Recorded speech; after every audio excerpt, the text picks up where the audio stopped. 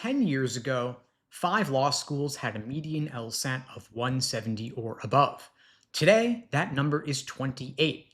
And if you're planning to apply to law school in the next year or two, that single stat should change how you think about your LSAT score, your school list, and your scholarship money. Because your LSAT score buys you less than it did 2 years ago, and there are 5 specific reasons why. Some of these you probably heard of. At least 2 of them, nobody in LSAT prep wants to talk about. I'm going to walk you through all 5, show you the data, and then tell you exactly what I'd do differently if I were starting my LSAT prep right now. If I had to pick the single biggest driver of what's happened to LSAT scores, it's this. The rules around retaking the LSAT completely changed, and most people haven't caught up to what that means. Before 2017, you could take the LSAT 3 times in 2 years. There were 4 test dates per year, and when you applied to law school, schools reported the multiple scores that you had. Think about that for a second. Under those rules, retaking was risky. If you scored lower the second time, it could have dragged your average down. More schools were considering multiple scores. But now, you could take the LSAT up to 5 times over 5 years, 7 times in your life. There are 8 test dates per year, and the ABA changed the rules so schools only have to report your highest score, meaning only your best score matters. You get 7 shots, and if you're not sure how you did, you can buy something called Score Preview, see your score, and if you don't like it, you can cancel it before any law school ever sees it. So what happened? From 2010 to 2018, about 68% of people taking the LSAT were first-timers. A third were retaking, and that was normal for years. But by 2023, less than half were first-timers, and the majority were retakers. We crossed the tipping point. More people are now retaking the LSAT than taking it fresh. And retakes work. The average gain on a second attempt is about 2.6 points. Third attempt is another 2.3 points. It might not sound like much until you realize that 2 to 3 more points can be the difference between a scholarship and paying full sticker price. Now multiply that across the entire test-taking population. Tens of thousands of people, each submitting only their best score out of multiple attempts, with the bad scores filtered out before schools ever see them. So the scores that law schools receive are not a random sampling of your ability. They are a curated highlight reel, and every school's median rises as a result. And that is the engine underneath everything else I'm about to show you. And it gets worse because while everyone was retaking more, the LSAT itself changed twice. First big change, the LSAT literally got shorter. The classic LSAT, the one that existed for decades that I took back when I was first studying, it had 5 sections. 2 scored logical reasoning, 1 scored reading comp, 1 scored logic games, and 1 unscored extra section called the experimental. Roughly 100 scored questions across 4 scored sections, 3.5 hours of testing. During the pandemic, they cut it to 3 sections with no experimental, only about 2 hours. They called that the LSAT Flex. Post-LSAT Flex, they added the extra section back in, but they never went back to 4 scored sections. So today's LSAT has only 3 scored sections, about 75 scored questions instead of 100. That's about 25% fewer scored questions than the test I prepped students for decades back. Now, why does that matter? Because stamina was part of the test. A 5-section exam over 3.5 hours? You can't fake that. You can't just be sharp for an hour. You had to hold it together for half a day. A shorter LSAT is more forgiving. And more forgiving tests compress scores towards the top. The second big change, they killed logic games. After the June 2024 LSAT, LSAC removed the analytical reasoning, aka logic game section, and replaced it with a second scored logical reasoning section. This happened because of a 2019 lawsuit settlement where 2 blind test takers argued the section violates the ADA because it essentially required drawing diagrams. LSAC settled the lawsuit and had to phase out the section of logic games entirely for everybody as part of the settlement. Now, LSAC claims the change had virtually no impact on scores. They claimed that the mean score moved by 1/100th of a point. But here's what actually happened in the real world. In the first full cycle after the format change, applicants scoring 175 to 180 were up 31%. Those in the 170 to 174 band were up 40%, and those in the 165 to 169 band were up 36%. And LSAC reported a 42% increase in applicants with scores between 175 and 180 compared to the prior year. Now, was all of that the format change? No, of course not. Test taker volume was up too. Plenty of people were retaking. But logic games was the section where people often hit ceilings. You could be a phenomenal reader with razor-sharp reasoning skills and still get wrecked by a hard sequencing game. It was the great differentiator. And that differentiator is gone. Logical reasoning is now 2/3 of your test, which happens to be the section that students are best able to improve on currently. So the floor is rising and the ceiling's being pushed higher at the same time. We've got a shorter test with the hardest, most intimidating section removed and scores compressed upward. That is the second force. Now, the next one I'm going to talk about is a little bit uncomfortable. Nobody in LSAT Prep really talks about this because it's a sensitive topic and it's easy to be misunderstood. So I want to be clear about what I'm doing here. I'm just going to talk through the numbers from LSAC's own published research. I'm not accusing anyone of anything. I'm describing a structural change in the testing population that affects the score distribution for everybody. The LSAT offers accommodations, primarily extra time, for test takers with documented disabilities. That is required by the Americans with Disabilities Act, and it matters. People with legitimate disabilities deserve equal access. In 2012, LSAC approved 729 accommodation requests per year. By 2017, only 5 years later, it was 3,000 requests. By 2023, it was approximately 15,000 requests. So over a 5-year period, 2012 to 2017, it approximately quadrupled. Then over the next 6 years, from 2017 to 2023, it quintupled, a 5x once again. So a 6x, then a 5x, meaning 30x overall, more or less. Now, at the same time, the accommodations approval rate went from 46% to roughly 98%. The most common diagnosis is now ADHD. Now, here is the score data, and again, this is from LSAC's own research. Test takers who receive extra time score about 4 to 5 points higher on average than standard time test takers. Test takers who switched from the standard timing to extra time saw average gains of about 7.5 points. And LSAC's own researchers concluded that extended time scores, their words are, and I quote, are simply not comparable to scores from standard administrations. They tend to overpredict how students actually perform in law school. But here's the piece that connects this to the arms race. Law schools receive no indication that a score came from an accommodated test. LSAC does not flag it. They are not permitted to under the ADA.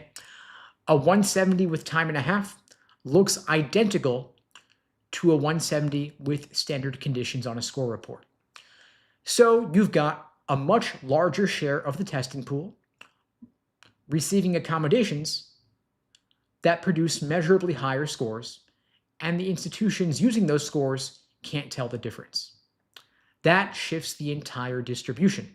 It raises medians, and that changes the scholarship math for everybody.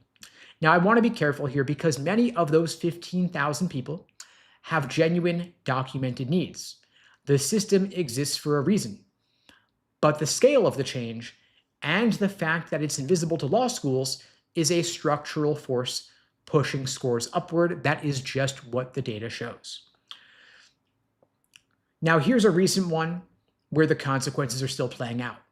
In August 2025, LSAC announced the suspension of online testing in mainland China. The reason is that organized cheating operations have been running for years on the remote LSAT. Here's what was happening. companies were using software to bypass LSAC's proctoring security. They deployed proxy test takers where someone else sits for your exam from anywhere else in the world, including the US and Canada. While taking the test, those proxies were screenshotting questions, and those screenshots were compiled into study documents and sold. And these were not practice questions, they were actual LSAT questions still in active rotation that had been leaked without LSAC's knowledge. Now, LSAC's response tells you how serious this was. First, they shut down remote testing in China. Then in February 2026, they announced that starting this August, remote LSAT testing is being eliminated everywhere, not just in China, but entirely. All US and international test takers go back to in-person testing centers, with rare exceptions. About 40% of test takers have been taking the LSAT remotely, and here is a revealing detail. Remote test takers accounted for the majority of score holds, cases where LSAC flags a score for investigation. Now think about what this means. If cheating inflated top band scores over the past few years, then the medians schools built during that period are partially based on fraudulent results. And now every honest test taker is chasing benchmarks that may have been artificially set. Now, of course, we're not going to know the full impact until we see scores from the first fully in-person testing cycle starting later this year. But the question hanging over all of this is, how much of the score inflation was real and how much was fraud? Now, the last force is not about the test at all. It's about who's showing up to take it. The 2025 admission cycle saw an 18% increase in applicants and a 22% increase in applications, the highest volume in over a decade. The current cycle is running about 15% above that. We're about 50% above where we were just 2 years ago. Total 1L enrollment for fall 2025 hit almost 43,000 students, up 13% from just 2 years prior. Now, what's driving it? It's that the world feels unstable.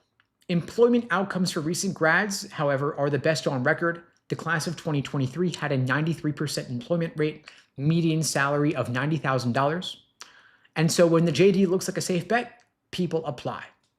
And then we also have the push of AI anxiety, political chaos, economic uncertainty, the same pattern that followed the 2008 crash, the 2016 presidential election, and of course the 2020 pandemic. When the world feels like it's breaking, law school feels like a calling and a safe haven. But here's what makes this force different from the other four. More applicants doesn't just mean more bodies, it means more higher scoring applicants. When the pool grows by 50%, the number of people scoring 170 plus grows even faster. Schools can raise their medians and expand class sizes at the very same time, and that's of course exactly what they did. Average class sizes went up almost 10%, and medians still climbed nearly 2 points in a single year. So let's pull all of this together. More people retaking, a shorter, easier test, more accommodated high scores, cheating that inflated top bands, and a flood of strong applicants, all five pushing scores in the same direction, and none of them self-correcting. That is the LSAT arms race. Now, let's make this concrete. Over the past decade, every single ABA-approved law school except 4 out of about 200 raised its LSAT median. The average increase was 5 points. 10 years ago, 49 law schools had medians of 160 or above. Today, more than almost double that, 91 law schools with medians of 160 or above. And so if you're an applicant, it's going to feel like a school that you thought was a safety might have actually become a reach. That school would have raised its median by at least 2 points in the past year on average. Now let's talk money. About 80% of law students get some form of tuition discount, but only 7% get full tuition or better. The median law school scholarship is about $24,000 per year, against an average total cost of attendance of $82,000 per year. And of course, scholarships are tied to LSAT score bands. When medians rise, the score that used to put you in scholarship range now barely gets you admitted. Some schools actually reduced their discount rates during the surge, meaning they gave out less money per student because they could still fill seats without it, and they're not giving out money if they don't have to. Now, if you get a conditional scholarship, one that requires you to maintain a certain GPA, you should know that nearly 2,000 students lost scholarship money last year, about 5% of the entire 1L class. Meanwhile, summer associate hiring hit its lowest point since the NALP started tracking it in 1993. Law firms are citing uncertain demand and the impact of AI. The entrance is getting wider, but the exit is getting narrower. Now, everything I just showed you is a reason to be more strategic, not more afraid. The LSAT arms race punishes people who just study harder and hope for the best, but it will reward those who make better decisions. Now, here's what I would do differently if I were starting right now. First, you want to stop chasing a number. A 170 in 2026 is not the same as a 170 in 2022. What matters isn't your score, it's your position relative to each school's current median and each school's scholarship bands. Before you sign up for another test, look up the fall 2025 ABA 509 data for every single school on your list. Figure out what score is going to put you in scholarship range at each one and work backward from the money. Second, if you're going to retake, know exactly why. The average retake gain is real, but retaking without changing your approach is how you end up on attempt number 4 with the exact same score. Is it timing? Is it a specific question type? Is it how you're reviewing? If you can't answer that question specifically, a retake probably isn't going to help. Third, I want you to rebuild your school list. If you're basing it on data from 3 to 4 years ago, it's wrong. Schools moved 1 to 3 points in a single year. A school where you're only 1 point above the median is not a safety, it's a 50-50, it's a coin flip. You want actual safeties with actual scholarship money. Fourth, I want you to negotiate. Most applicants make the mistake of accepting their first offer. If you have competing offers, you want to use them. If you're above a school's median, you have leverage. If they gave you a conditional scholarship, convert it to a guaranteed scholarship. The worst they're going to say is no. And the fifth, and I'm biased here, but the data backs me up, you want to get someone in your corner who sees the full board. The LSAT arms race is not won by simply studying more. Everybody has access to prep materials.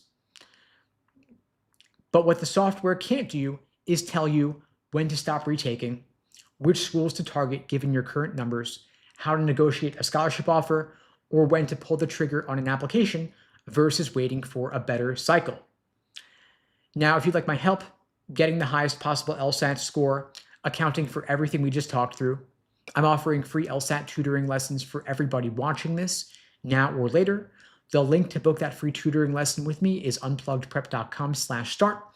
The link is below the video on YouTube, pinned in the chat on YouTube, in my bio on TikTok and Instagram. That is an open offer for everyone watching this now or later. And if you find these lives helpful, I do them every single weekday, same time, same place, 2 p.m. Eastern, 1 Central, 11 Pacific, here on YouTube, TikTok, Instagram, wherever you're watching this. If you find this helpful, please spread the word. The only way this grows is through word of mouth. I don't do any advertising for these lives, and the algorithm doesn't really boost them because they can't run ads during them. So I do appreciate your sharing this to your socials, on your Discord channels, Facebook groups, group chats, subreddits, to your social media directly. I do appreciate it. I see a ton of questions here in the chat. I'll get to as many of those as I can. I see here Blueberry's asking, how many times do people usually write the LSAT? Well, the average person takes it at least twice. You could take it 5 times in 5 years. You could take it 7 times for life. If you get a 180, of course, you can't take it again, not that you need to, but the average applicant takes it 2 or 3 times, I would say. And to Jenna's question, the limit is 5 times in 5 years. Now I see Ryan's asking, is a score above the 75th percentile a safety school? Well, it depends on your GPA, right? If your GPA is below the 25th having an LSAT above the 75th wouldn't automatically make it a safety school. It would make you a splitter applicant with a high LSAT, low GPA. If you want to be in a safety school position relative to a given school, you want to be above the medians on both the LSAT and the GPA, or you want to be way above the LSAT median if you are below on the GPA.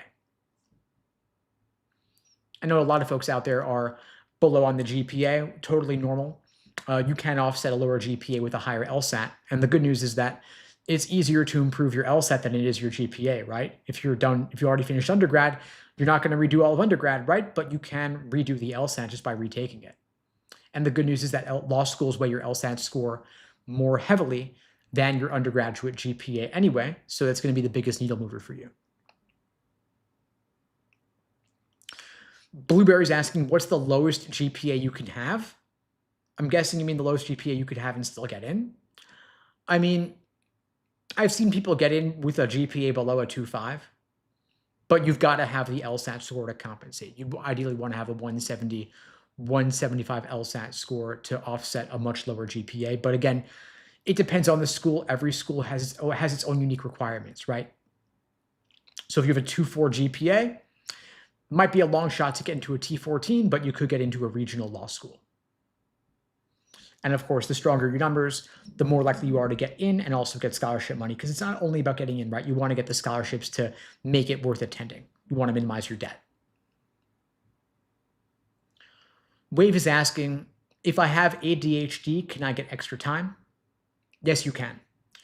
So you're in that position, you are applying for accommodations on the LSAT. You get a note from a qualified professional like a primary care physician or a psychiatrist. You write a brief statement of need.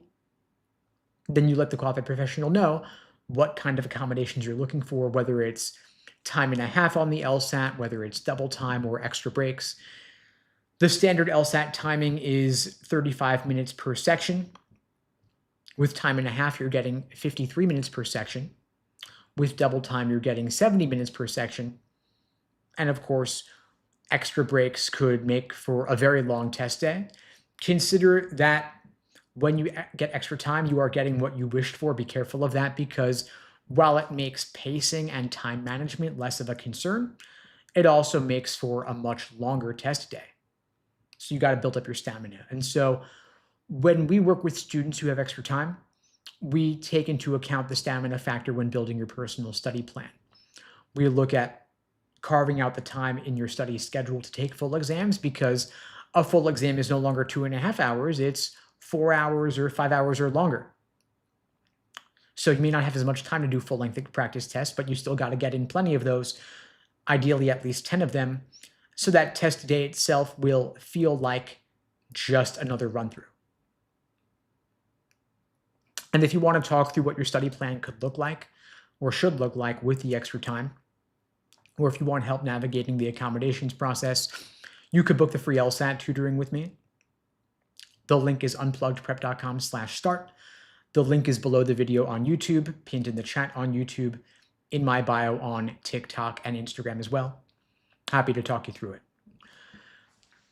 I see Braden's asking, as a rough estimate, how much do you think LSAT score inflation will be reduced with the move to in-person testing? A little bit, but not a lot. So I would guess that probably only 1 or 2% of the folks with high scores, or like abnormally high scores, were a result of the LSAT cheating, which the move to in-person testing is meant to mitigate. You might say another couple percentage points of students are going to have a harder time getting top scores because they no longer have the comfort of taking the LSAT remotely. Part of what led to the score inflation was that LSAC underestimated how much easier it would be to take the LSAT in a more familiar environment without the stress of taking it in person. And so if you say a couple percentage points reduced from the mitigation of the cheating, another couple points reduced from the increased stress of taking it in person, we'll see a very minor decrease in the score inflation. But the change to in-person testing, the move back to that, is not mitigating what I think is the biggest factor in the score inflation, which is the rise in accommodated test taking. We've gone from roughly 800 people per year to getting accommodations to now 15,000 people getting accommodations. Roughly a 30x, 28 to 30x increase in people with accommodations for extra time. That's going to obviously have a really significant impact. And that's not going anywhere anytime soon. I see Jen is asking about reaching out to me for tutoring. Yeah, I'm happy to help. If you want to book the free LSAT tutoring with me, Jenna, the link to book it is unpluggedprep.com/start. The link is below this video on YouTube, pinned in the chat on YouTube, in my bio on TikTok and IG as well. Feel free to just click the link in bio to book the free tutoring with me. You can also DM me. I'm happy to help you out, talk you through your LSAT action plan. What we do is we craft a study plan for you considering your current LSAT score, where you're starting off, your goal LSAT score, and your time frame, because every study plan will look different for the individual student based on what your goal is and how long you're allowing to get there. If you're taking it in just 1 month for April, of course, it's going to be a more intensive boot camp style approach where we take a standard 3 to 4 month curriculum and we compress and accelerate it into only 1 month. If you've got 3 months till June or 5 months till August, that's way more time to get your score up significantly, and we can take a more slow and steady approach. And the one thing people always say is, I wish I started earlier. And so if that's you, start now, start early, give yourself maximal time to achieve your fullest potential. Alpha says, I'll take your LSAT tutoring. Yeah, great. Well, go ahead and book the call then. I'm happy to help. Awesome.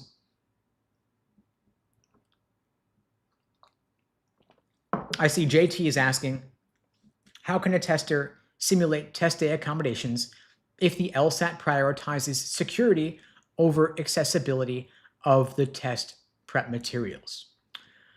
So I guess the question here is, what are your accommodations like?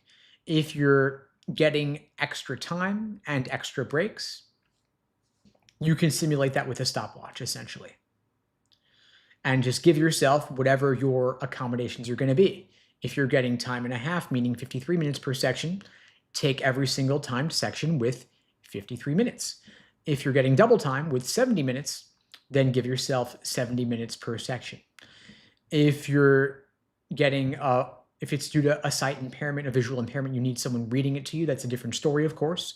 You might want to use some special software for that. I'm not personally proficient in the details of that, but I would contact LSAC at lsacinfo@lsac.org and see what they could do to help you out.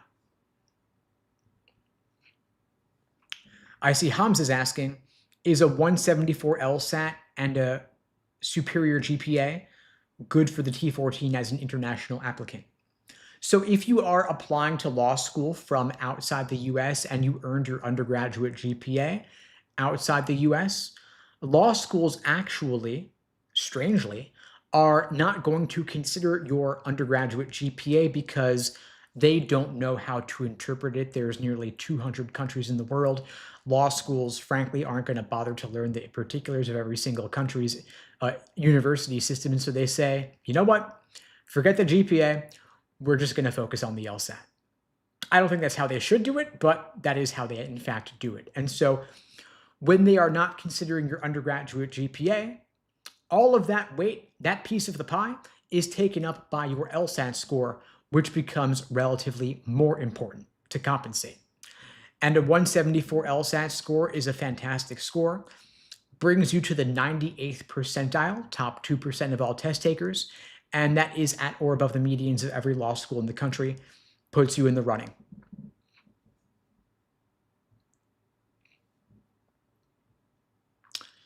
JT's asking, does the increase in testing with accommodations cause a bottleneck effect at now resuming in-person testing if private testing rooms are limited?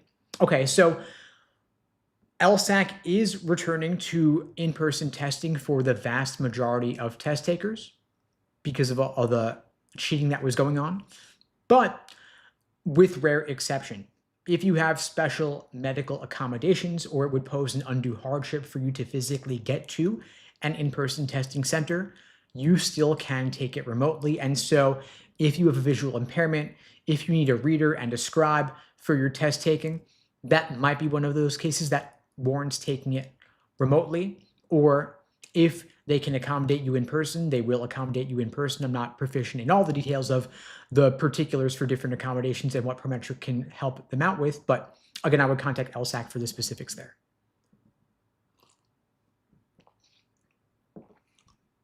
I see Alpha Junior is asking any insights on letter of recommendation. Some teachers, despite having a lot of A's, are BSing talking about high A standards. I think that's the question. Okay, so regarding LORs, letters of recommendation, I would always recommend requesting them from someone who knows you well, can speak to having supervised you personally in either an academic or a professional context. And so if they know you well, then of course they're not BSing. If they can speak to your work ethic, your character, your perseverance, your discipline, that's a good person to ask. Always go for the quality of the letter over the prestige of the recommender. In other words, don't ask your neighbor who's a big-time federal judge for a letter if they don't actually know you as well as they know, say, your parents. If it's a professor, ideally it's someone who you have an actual relationship with, like you've gone to their office hours, you've spoken in class, you're not sitting in the back all the time. And if you're not yet applying now this cycle, then you have some time to build up that relationship with your professor. If you are still an undergrad, go to office hours, do the readings, raise your hand in class. Professors will appreciate that a lot, and that will go a long way towards helping you get a better letter when it comes time. It's a lot better to first develop the relationship, then ask for the letter, than to ask for the letter. They're like, hey, I don't know you that well, and then you start trying to butter them up after the fact. Lucky Lancelot's asking, I scored a 168 on my LSAT diagnostic. Do you think 4 to 5 months is enough for a 175 or so? So I'm guessing you're aiming for the August LSAT, since we're speaking now in early March, gives you 5 months. That's plenty of time to improve 7 points from a 168 to a 175. As Random says, 168 diagnostic is insane. That's a great starting point, certainly higher than my starting point. Indicates a lot of aptitude and potential. We just got to help you reach the next level. At this point, it's probably about focusing on and reviewing the most difficult questions. So that's where I would focus your LSAT study plan. The level 4 questions, the level 5 questions, not working only on accuracy, but also time management and pacing, test taking strategies, process of elimination, endurance. If you would like some help talking through your particular study plan, I'm happy to meet with you personally. I think that a mass market course probably isn't what you need, because you don't need a review of the fundamentals. You're past that. That's the perfect time to get some one-on-one support. So book the free tutoring with me. Happy to talk you through it. Again, the link is unpluggedprep.com/start. I see Gail's asking, what does a cookie cutter law school applicant need on their application? Or is it only LSAT and GPA? So it's not only LSAT and GPA, but it is primarily LSAT and GPA. And so my question would be,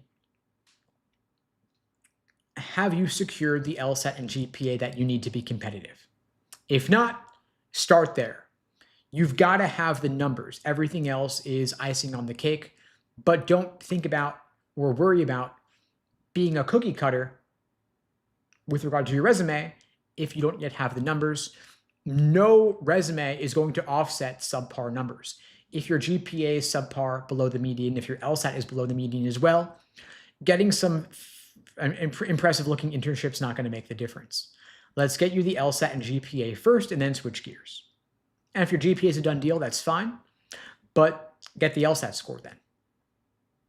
Michael's asking, as a first year who wants to start light prep early, where should I start? Love that you're planning ahead. I love that you're gung-ho about this, but do make sure that you can maintain a solid undergraduate GPA. It might be premature for you to focus on the LSAT if you can't also maintain the good GPA despite that. But if you're confident law school is what you want to do and your GPA is going great, then of course you can do some light prep. The best starting point for anyone just getting started with the LSAT is to take a cold practice test. You can take one for free on the LSAC website, lsac.org, on their Law Hub platform. You get access to 4 exams for free with a Law Hub account. No charge. Of course, if you want to get more serious about it, you could buy the other exams, but you don't need that yet.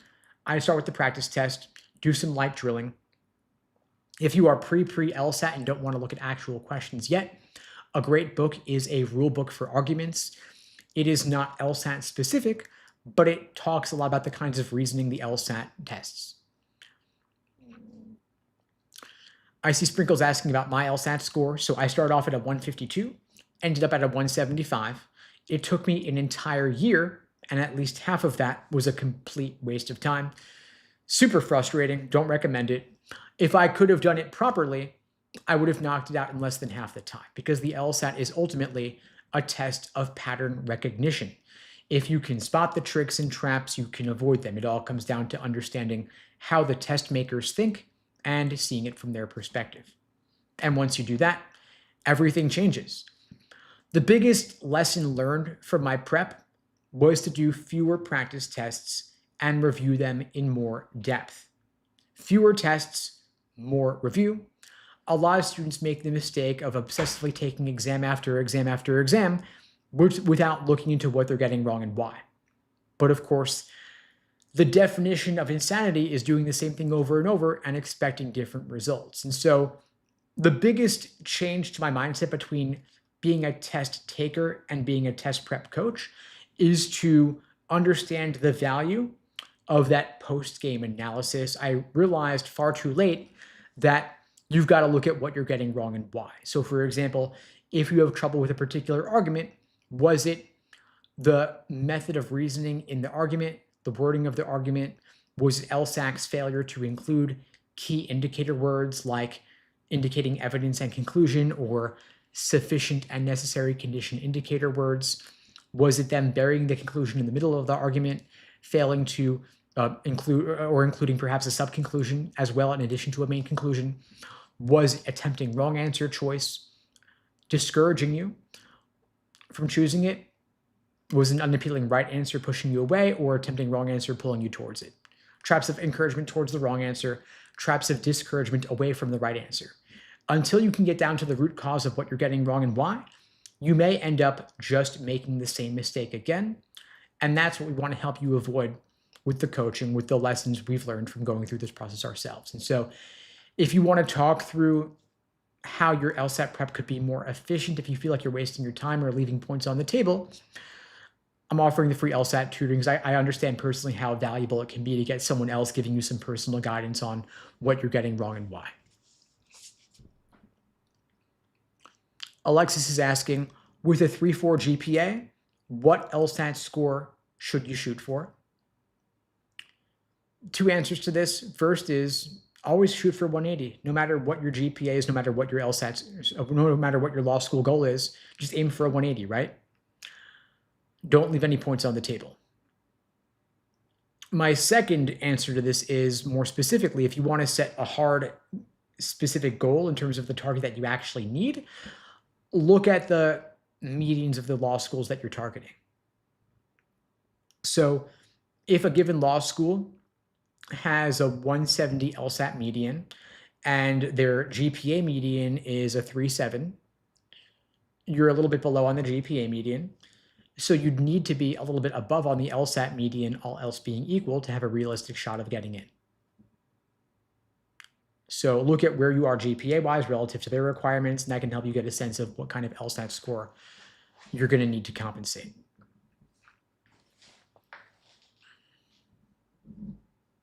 I know I missed some questions. I'm just scanning back through those.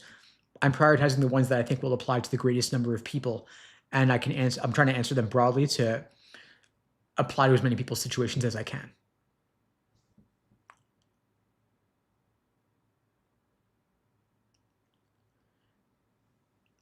Terrell says, when is the most ideal time to start preparing for the LSAT while in undergrad?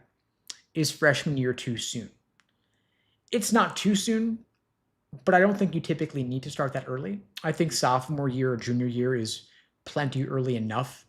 Your LSAT score is good for 5 years, so you can take it as a freshman if you want to and go straight from undergrad into law school. But my typical advice is freshman year, just enjoy undergrad. Make sure law school is really what you want to pursue. Maintain a good GPA. The LSAT's not going anywhere. You could start in sophomore year, then take it in junior year, giving yourself a full year to study. Not that you need a full year, of course, but Giving yourself more time is never a bad idea, but I think freshman year might be overkill. I see Delon's asking, is it too late to start studying for the June LSAT? No, it's not too late, but I would start now. 3 months is really the minimum I would recommend to give yourself sufficient time.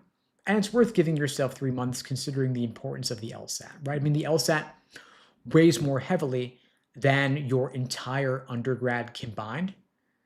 So I think it's worth giving it 3 months relative to the typical 3 to 4 years that you take to earn your undergrad degree. But also look at what is your goal LSAT score, what kind of law schools do you want to go to, and where are you currently scoring? Have you taken a practice test? If so, what was it? And what's the delta or the gap between your practice test score and the score you want to achieve? Then think through how many hours per week you can study for this. Can you give it at least 10, 15 hours a week? And how many points do you need to improve? I think the June LSAT is a pretty good target because you've then got the August LSAT as a backup test date, and you can still apply as soon as applications open in the fall.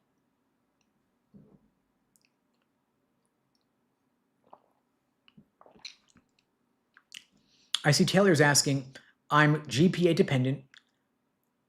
I have a 397 GPA with a 158 LSAT. Will the GPA offset my lower LSAT? That's kind of how I'm interpreting this question here. So that would make you a reverse splitter applicant, high GPA, low LSAT. Being a splitter, being a reverse splitter, it's okay. One can help to offset the other. However, law schools weigh your LSAT score more heavily than your undergraduate GPA, which means that it's easier to have your LSAT score offset your GPA than to have a higher GPA offset a lower LSAT. And my question would be, if your GPA is high and your LSAT's low, why not just retake the LSAT and get a higher score? You could retake it in 3 months from now, or 1 month if you already signed up for April, and then you'll have both a high LSAT and a high GPA, putting yourself in a much stronger position. If we could get you 5-10 points more on the LSAT, you're going to have radically different and better outcomes with a 163 or a 168 than with a 158. And so you've got a great GPA. Let's match that with a killer LSAT, and you'll have really solid outcomes. Frederick's asking, what would you consider a high GPA? Good question. Yeah, high is relative, right? I mean, it's also relative to what law schools you're targeting and what their GPA medians are. There's not just one high GPA. High is higher than the median of a given school, or even better, higher than the 75th percentile of the school that you're targeting. So first I would turn back on you and ask, what schools are we looking at that we could talk specifics? But for reference, the top 14 law schools, like Harvard, Yale, Stanford, Columbia, Cornell, and so on, they all have GPA medians of approximately a 3.9. And so high would be 3.9, 4.0, thereabouts. And if your GPA is below that, then you want to have an even higher LSAT score to compensate. So look at the particular schools you're targeting, see what their requirements are, see what their medians are, and then if you're below on one median, if you're below the median of one, you want to be above the median of the other for GPA and LSAT. Alan's asking, why would schools ask to see your master's transcript if it doesn't matter? Good question. Okay. So they ask first because they can. Secondly, because they want as much context as possible. I mean, think about it. If you bombed your master's degree and had terrible grades, wouldn't they want to know that, even if you didn't technically flunk out or fail? However, master's transcripts don't matter because they are not calculated into what's called the admissions index, which is the unique formula for each law school where they input your LSAT score and your undergraduate GPA to determine your chances. And if you're asking, well, why don't they factor in master's GPAs into that formulation? It's because law schools only need to report the highest LSAT score and the undergraduate GPA of their entering students to the American Bar Association. And in turn, that's where US News pulls their data from for inclusion in the US News rankings. So basically, because the ABA doesn't ask about the master's degree GPA, and because US News doesn't ask about it, they don't factor it in. Also consider that not everybody has a master's degree GPA. Master's degrees vary wildly in their difficulty and in their topic, while everybody applying to law school has an undergraduate GPA. So they want to consider metrics where they can easily compare different students and everybody has that metric to input.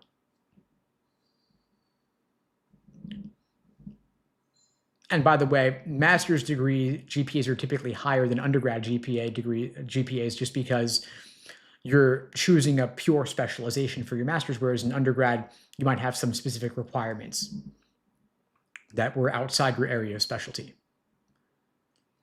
Pamela is asking, how heavily does the argumentative writing sample affect your admission?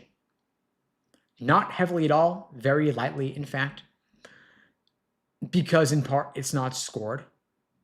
So law schools don't care that much about that which is not scored because if it's not getting measured, they don't need to manage that metric.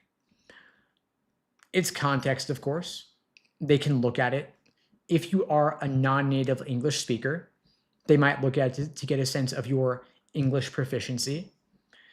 If there are questions about whether you actually wrote your law school application essays, the writing sample is an unfiltered measure of your true writing ability.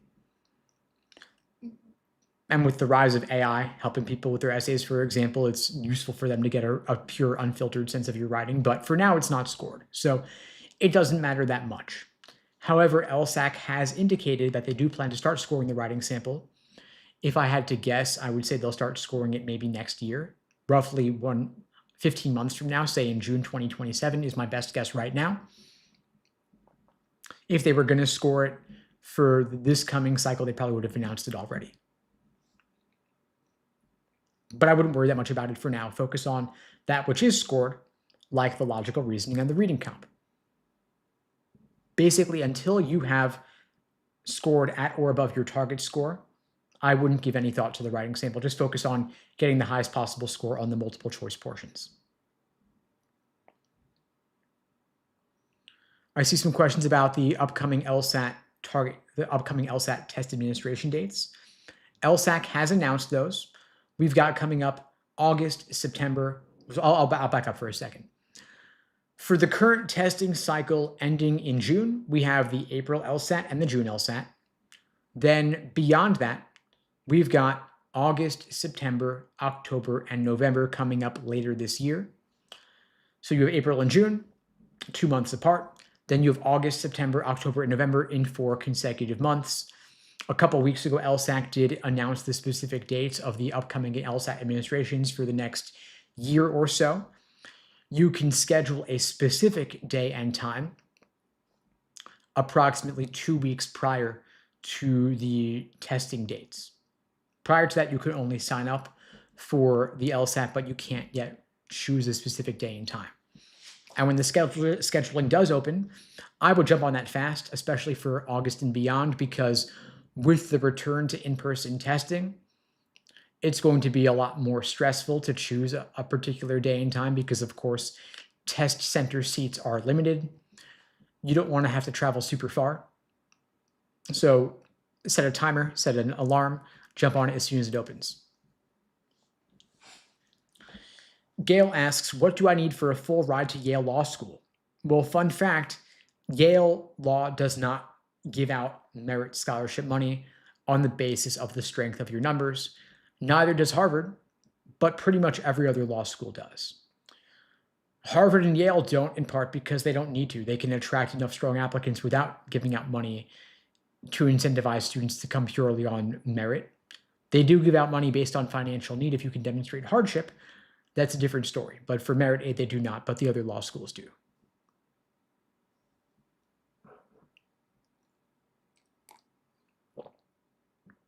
Law school is a privilege asks, what is a good score for in New York?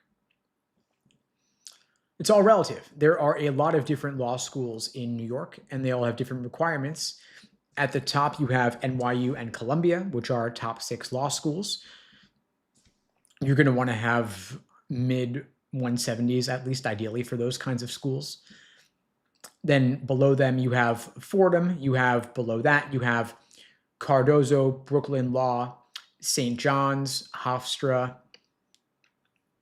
You've also got New York Law School. You have Rutgers right across the river in New Jersey. A lot of different school options, about a dozen or so at least, Pace as well. Plenty of options. Some are high ranked, some are low ranked.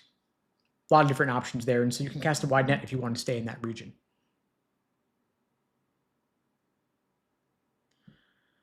Alexis is asking, do I still have time to study for the August LSAT if I have not yet started? Yeah, you got 5 months. That's more than enough time to achieve your fullest potential, I would say. If you can give it 10, 15 hours a week, that's plenty of time to get a top score and achieve your full potential. But start now. I mean, I recommend minimum 2 to 3 months, ideally 5 to 6 months to achieve the highest possible score that you can. So take full advantage of the fact that you're starting early. Start now, take a practice test, establish a baseline, establish a strong foundation and proficiency in the different sections, different question types. In logical reasoning, you've got roughly 15 different types of questions, including strengthen, weaken, flaw, necessary assumption, sufficient assumption, flaw, parallel, resolve, and so on. You've also got reading comprehension to work on. Then there's pacing and time management, doing individual sections and full-length exams to build up your endurance. And with 5 months, you can cover all of that and then some. At LSAT Unplugged, we use the laser approach to LSAT prep as a foundation when creating our students' study plans. LASER is an acronym standing for Learning, Accuracy, Sections, Exams, and Review. Learning is the first phase. Building a strong foundation, learning the different sections, learning the different question types, understanding the proper perspective from which to approach each section and each question type. Then you've got A for accuracy, drilling questions by type to understand the patterns of each question. Then you have S for individual sections, working on pacing and time management, solving the 25 or so questions within approximately 35 minutes, assuming standard timing. Then you have E for exams and endurance, doing full-length timed practice tests, properly simulating test day conditions. Then you have R for review, following the Socratic review method. At LSAT Unplugged, we create a personalized study plan for every single student, walking you through those 5 phases: learning, accuracy, sections, exams, and review. And so we'll craft a plan for you considering your schedule availability, when you're able to study, what your weak areas are, and how much time you can put into your studying per week. Happy to talk you through that if you want to book a free tutoring lesson with me. Links in my bio.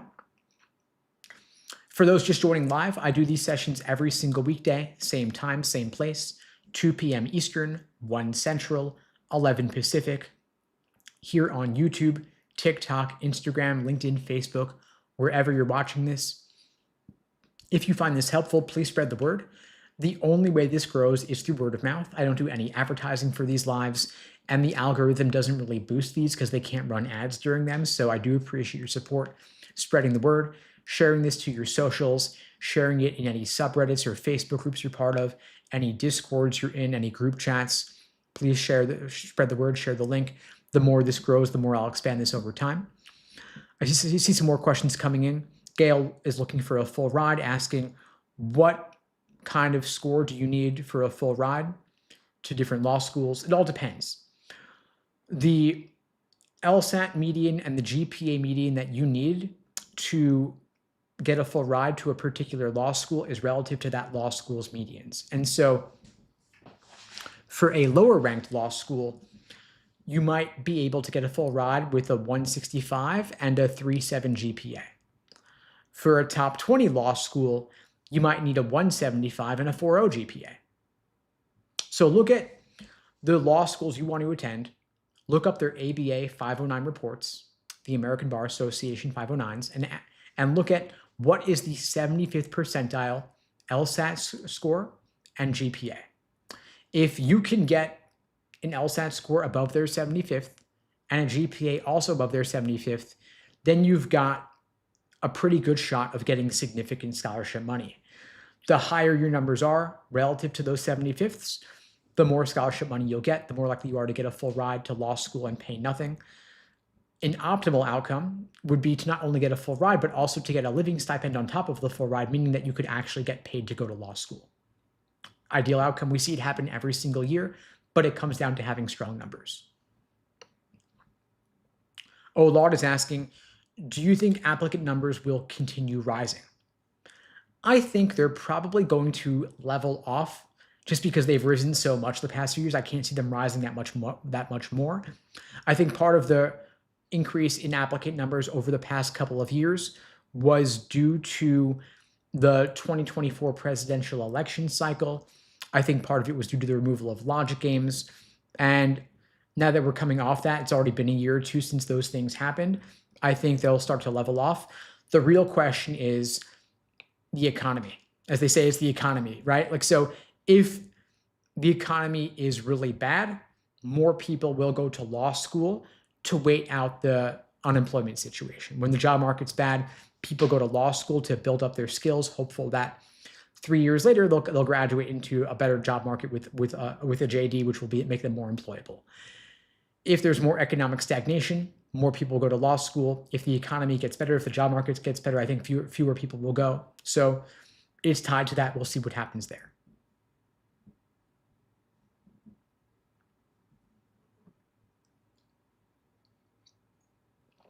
Kyle's asking, thoughts on reverse splitters? Well, I think it's better to be a splitter than a reverse splitter because law schools weigh your LSAT score more heavily than they do your undergraduate GPA. The thing is, if you're a reverse splitter, we can just retake the LSAT, get you a higher score, and now you will just be an applicant with 2 strong numbers. So I think there's no reason to be a reverse splitter because retaking the LSAT is easier than redoing undergrad. So my advice would be retake the LSAT. It's offered 8 times a year, plenty of chances to retake and improve your score. Oscar's asking, does your undergraduate school matter for admissions? Does not matter in the slightest. Law schools do not care where you went to undergrad. They only care about your GPA and your LSAT score. And so for anybody out there who's in high school, absolutely certain they want to pursue law school, my advice would be choose the cheaper public or state school over the fancy private undergrad because where you earn your JD is going to matter a lot more than where you earned your undergrad. If you're not certain if law school is right for you, though, of course, then the prestige of your undergrad is worth considering to some extent. Jababboy is asking, with the AI boom, is there job security risk in law? The truthful answer is I think that with AI, there is job security risk in every field. The question is, what is the relatively safer course of action? How can you make yourself AI resistant, if not AI proof? And I think that giving yourself more skills will only serve to help you. The question is, how can you differentiate yourself, not based on being a paper pusher, but being someone who can think analytically and critically, and of course, someone who has people skills as well. People who can negotiate deals, who can generate business, there will always be a demand for that. People who can learn to wield the tools of AI powerfully and strategically will also do well in addition. I think there will be fewer entry-level associates, but it'll be one associate doing the work of 3 using AI tools. I actually did a video about this in part yesterday. It's on the YouTube channel. Links in my bio for that. So the question is, again, how will you differentiate yourself in a more competitive economy? What skills can you bring to the table? And can you show employers that you know how to use these tools? Great question, though. I'm scanning through for other questions coming in here. JT's asking, what are some good extracurriculars that law schools want to see? Law schools, truthfully, don't care that much about your extracurriculars. They care a lot more about your numbers. But if I had to pick, I would say extracurriculars that show real world exposure to the practice of law versus the media portrayals of law in Suits or Better Call Saul, for example. If you have interned at a law firm, if you've worked as a paralegal, that is nice to have. You definitely want to highlight that. I'm not going to say to go out and get that experience just for your resume, but if you happen to have it already, you certainly do want to show it on your resume and talk about it in your application essays. You always want your application to tell in some way that you have real concrete reasons for wanting to go to law school, that you've thought it through carefully, that you're not pursuing this on a whim or for lack of a better option. I see a question here. Are optional essays like diversity statements and why X school necessary or a good idea? In my take, optional essays are never truly optional. You never want to turn down an opportunity to share something about yourself with a law school if there is an optional essay. Certainly write it. Don't skip the opportunity. Don't sleep on that. I would think carefully about how to write the essay, though. Don't just jot down your first rough draft and send it off. Write every single essay you can, but also run it through multiple drafts. Talk it over with somebody else. Show it to somebody else. Don't make it boilerplate. Make every single essay personal to you. So, for example, in the Why Our School essay, don't make it about the school. Make it about why you want to attend that school in particular. Show that you've done the research. Show that you've looked into that school, that they're not your safety school, that you really do want to attend. Law schools do want to protect their yield. And for the diversity statement, you can talk about race. While the Supreme Court has banned race-based affirmative action, you can still talk about your personal background, racial, ethnic, or otherwise, and law schools are free to consider that in the context of how it made you who you are today. Thanks for joining, folks. I'll be back tomorrow, same time, same place, 2 p.m. Eastern, 1 Central, 11 Pacific. I'll see you all then. If you're looking for support, you can book the free LSAT tutoring lesson with me at unpluggedprep.com/start. Link is below the video. Links in my bio. I'll see you all tomorrow. In the meantime, I wish you all the best and take care. Thanks for joining.